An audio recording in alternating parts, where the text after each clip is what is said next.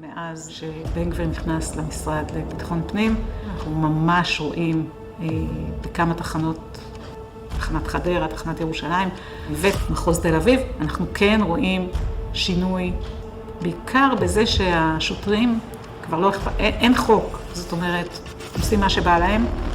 לא מפחדים שמצלמים אותם.